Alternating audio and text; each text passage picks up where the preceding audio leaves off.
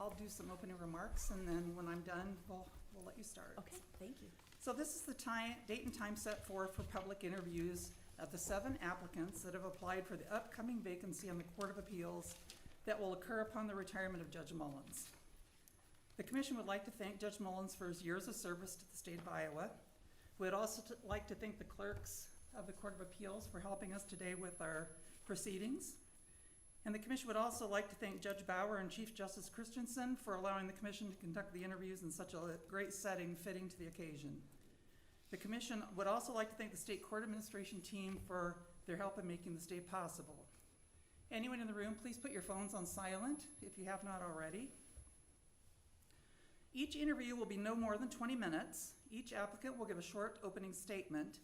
Once the first applicant has finished its opening statement, I will ask the commissioners if they have questions for the applicant, starting on my left with Mr. Spies and going around the table until we run out of time.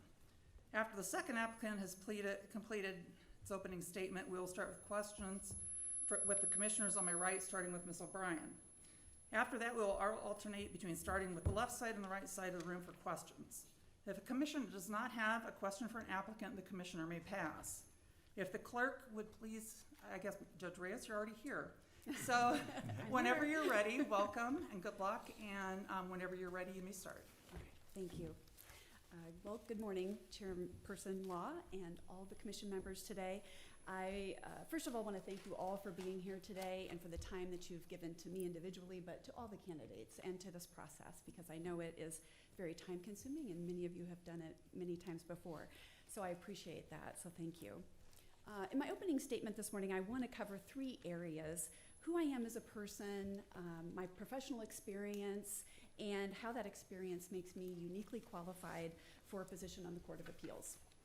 First of all, I am a wife and a mother. I've been married to my husband for 25 years, and we have one son who is currently a sophomore at Iowa State University. So my apologies to the Bulldogs and the Hawkeyes in the room. He decided to be a Cyclone. I grew up in Dow City, Iowa. That's a town of approximately 500 people located in Crawford County. I grew up with a family and in a community where I learned the value of hard work and responsibility. I'm the first person in my family to go to college, so I'm not sure why or how, but I've just always known I wanted to be a lawyer. I attended Creighton University in Omaha, Nebraska, where I studied journalism and English due to my love of reading and writing. And while at Creighton, I worked at my aunt and uncle's restaurant in Omaha, where I waited tables and catered to pay the bills. After I graduated from Creighton, I immediately went into Creighton Law School, and I accomplished my lifelong goal of being a lawyer. That instilled my love of the law and for legal research and writing. Professionally, I've had a diverse legal career, as I've already discussed with many of you.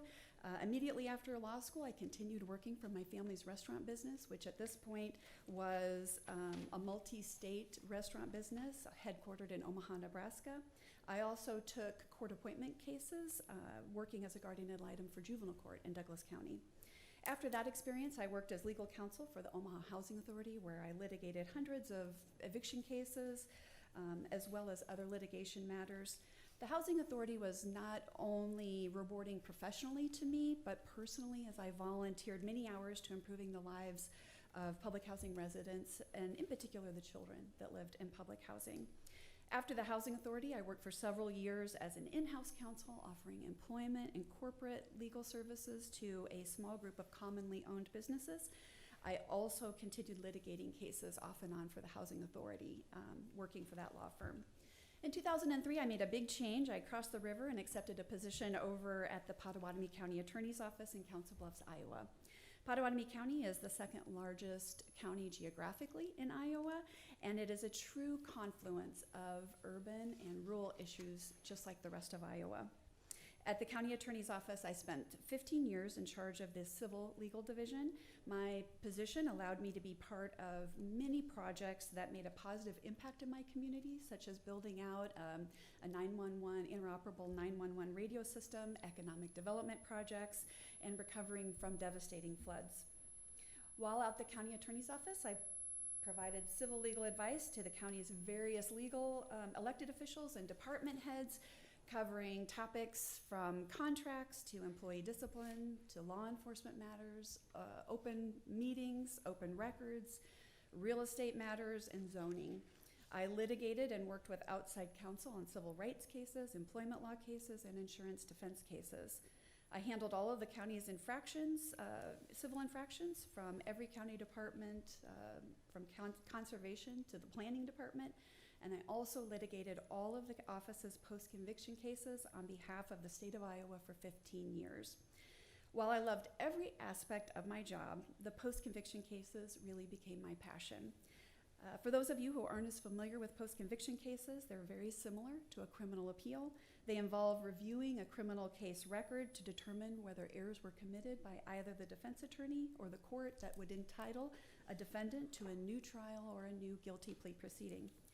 Post-conviction cases require a deep and thorough understanding of criminal law, criminal procedure, and the ever-evolving case law interpreting both. My experience handling these cases led me to give a number of presentations on post-conviction procedure to the statewide County Attorneys Association, the Bar Association, and even to new judges at the Judicial Branch. While at the County Attorney's Office, I was fortunate enough to go through the Leadership Council Bluffs program, and 10 years later, the statewide Leadership Iowa program, where I visited different communities across the state and learned about issues affecting all Iowans.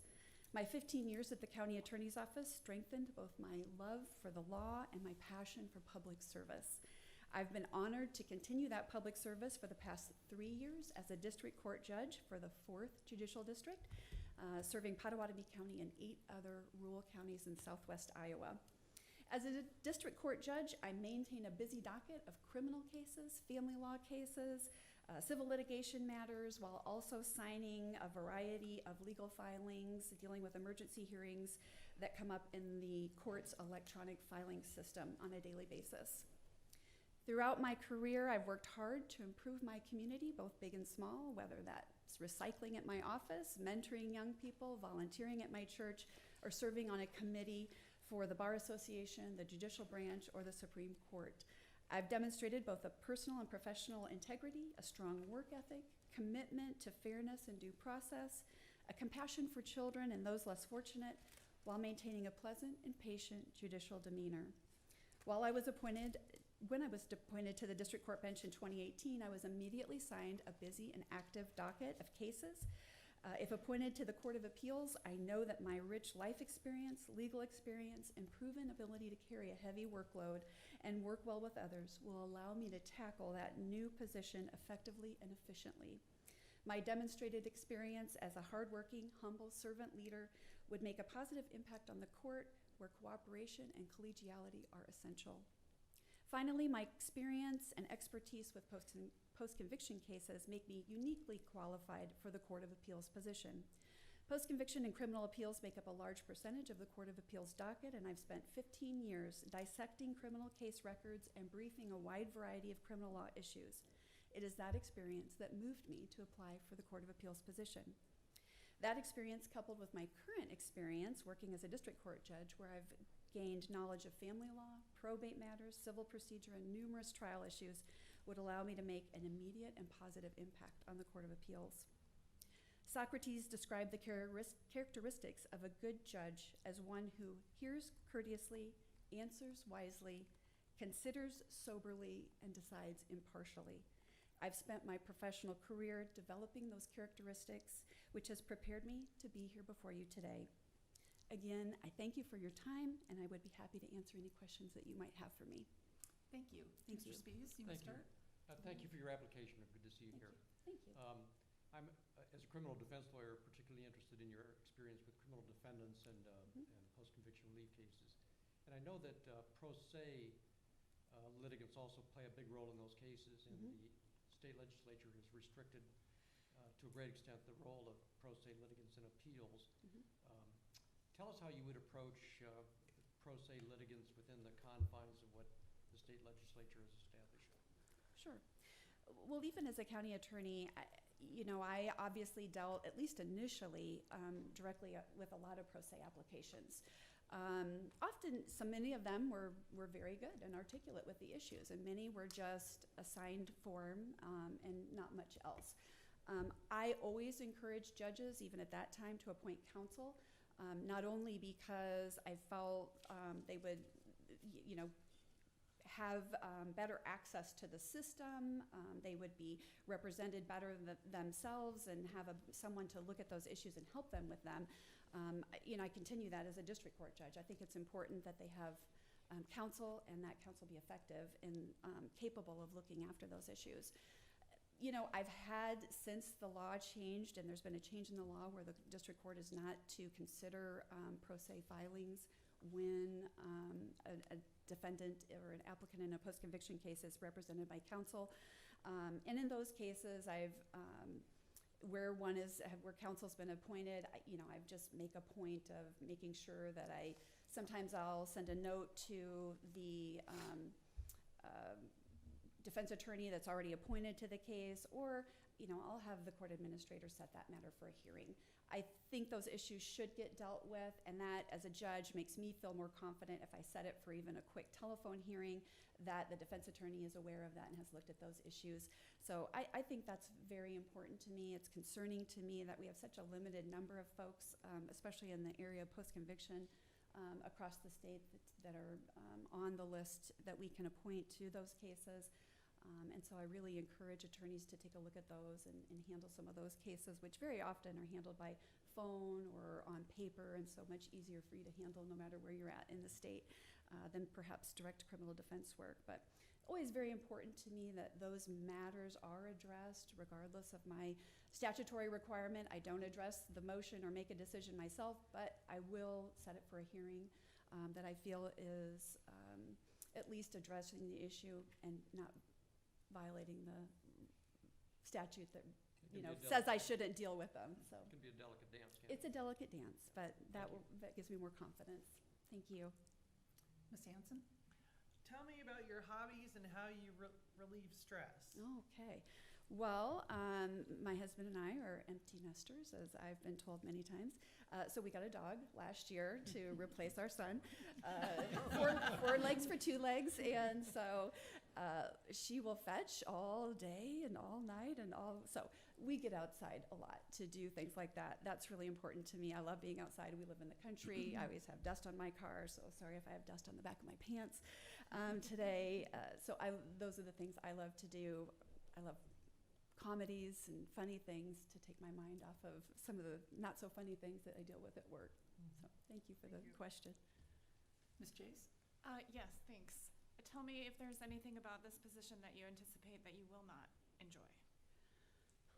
Well, the volume is intimidating. I'm very well aware of that. I've talked to other judges that are on the court. I did initially speak to Chief Judge Bauer about how the cases are assigned, how the workflow goes, so that I would at least have an understanding of what I was applying for. So I'm not going to lie, the volume is intimidating because it's an unknown at this point in how I will manage that workflow. But I don't anticipate it'll be an issue that I won't be able to overcome. There's just that anticipation of getting in there and starting it and getting my own system set up. So, yeah. Thank you. You're welcome. Ms. O'Brien? Or Ms. Sinclair, sorry. No questions. Oh, thank you. Mr. Gray? Thank you. Thank you very much for your application, Judge. Thank you. What has been your biggest frustration as a district court judge? And if you have an idea how to solve it, would you let us know? Oh, well.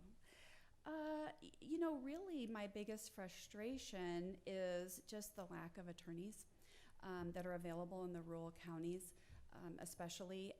And it's not really a frustration as much as maybe more of a concern. Probably a frustration would be sometimes self-represented litigants can be a challenge to deal with. Sometimes they just don't know the system, and that's fine to kind of walk them through that. But again, it's a delicate dance, as Mr. Spies said, where I'm not representing them, but I'm trying to help them get through the system. The lack of attorneys, though, is concerning. I initiated a meeting with Creighton Law School, where I graduated from, in Omaha, with the Career Services Dean, and who actually used to be a law clerk in my office, so we've remained friends. But I said, hey, can I come over and talk to students who I think are in Omaha and might only be looking for jobs in Omaha, but we have a wealth of opportunity for them in Southwest Iowa and a need for them. And so I set up a lunch. She was very nice and actually set up lunch, free food for students. We had a really good turnout. And since then, actually, one of the students that came is one of our current law clerks for our judicial district. So I'm very pleased about that victory. And she wants to stay in Southwest Iowa, so that's awesome. So things like that I feel are necessary. I've reached out to state legislators to say, hey, would you ever consider a loan forgiveness program for students or young lawyers that come and practice in rural areas, because it's a big need that we have. And so forwarded them a couple other states that have those programs and forwarded them that information just to say, hey, would you please take a look at this? I think it's a need that we have in our state. So, All right, thank you very much. yeah, thank you. Mr. Whiting? You have an incredibly diverse background for a typical applicant. You've served multiple roles, you've managed people, you've been an in-house counsel, you practice in another state. Mm-hmm. How do you think that sets you up to be a better judge? Thank you for the question. You know, I think I've been through a lot of change in my professional career. I've started new jobs. I've taken on new responsibilities, even in old jobs. I started at the county attorney's office just as a, regular attorney, and I moved up to a supervisory position and really had a lot of responsibility there at the office. I appreciate that, and I think what it's given me is a sense of calm and confidence, and you know what, even if this seems overwhelming right now, you just chip away at it and you'll get through it. So it's given me a lot of personal and professional confidence that I certainly can accomplish whatever I set my mind to do. And so I have appreciated the perspective I've gotten from working in different capacities and even in different states. I think it's always important to network with others. I appreciate going to conferences and all of those opportunities that are given or that I can manage to schedule in, especially they've been limited during COVID, obviously. But I think it's important to understand maybe how other people do it. Are there good ideas that we can bring to our system to make things more efficient, to deal with things better? I think a great example of that, I don't work with it personally, but I know we have developed it recently in our district, our family treatment courts, drug courts, mental health courts, those specialty courts that really tackle legal issues, but really also get at the heart of what's causing the legal issues and the person to be in the legal system. So I think all those things are important, and that wealth of experience and seeing how other people do it kind of helps with that. Thank you. Thank you. Ms. Valentine? No questions. Thank you. Mr. Bell? No questions. Mr. Graber? Thank you for being here. Thank you. What do you think would make a great Court of Appeals judge? Well, I think someone who, first of all, loves the law and loves the work. You can't be there and not love what you're doing. How does the saying go? If you love what you do, you never go to work. And so, first of all, I love the law. I have loved working on the post-conviction cases. If there's a thing I miss working on the district court, is it's a lot more work in different areas, and I don't get to work on as many post-conviction cases or in-depthly with cases as I used to, and I would love that. So I think a love of that is important also. Being organized and detail-oriented is also very important, I think, for that job. And just having the confidence that you can tackle the issue. And as Mr. Hoytink asked me, some of my life experiences really helps give me that confidence. Thank you. Thank you. Thank you, Mr. Parrish. First of all, thank you for your application, and enjoyed my interview with you. Thank you. I want to ask you, you've made the transition from working for the state in the prosecutor's office to a judge on the district court. What do you think you'd have to do differently in making that transition, still using that experience you had as a prosecutor from the district court judge to bring to the Court of Appeals? Mm-hmm. And what can you tell us about yourself that will assure us that you're comfortable with that transition? Thank you. Well, first of all, just my experience working with post-conviction cases, I'm very well versed in looking for the things that are immediately important in a criminal case file that I will have to look at. And even though I'm going to work on family law cases and probate cases and car accident insurance, defense cases, I've come to know what the issues are and where to go in the court files and find them and look for them. A lot of issues with jury instructions. One of the first things I do when I have a case and it looks like it's going to trial is I'll pull out the jury instructions and look for those elements and compare those to what's already been in the file. So I think that my history definitely lends itself to making that transition more successfully than maybe someone else. I do think my experience on the district court bench has been invaluable as far as being able to judge judges.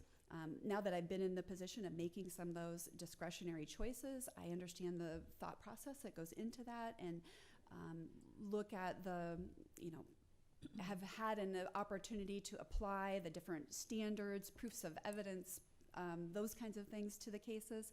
So again, familiar with those things that won't be new to me, I think will help me make that transition successfully to the Court of Appeals.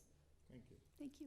Mr. Anderson? Yes, thank you for being with us today. Thank So you. volume was mentioned Mhm. with the Court of Appeals, and considering your routine now, your weekly schedule as a Mhm. district court judge, and in some of my discussions, it was described the Court of Appeals can be somewhat isolating. Do you feel your Mhm. personality would be a good fit for the Court of Appeals? Sure. The district court is very isolating. I heard a judge say once that the robe itself is very isolating because you remove yourself from, yesterday we were buddies and peers and, could talk about things, and it's very isolating because the folks that you can talk about your cases with now becomes limited to your colleagues. And while I have great colleagues in the 4th Judicial District, we're just not always in the same place together.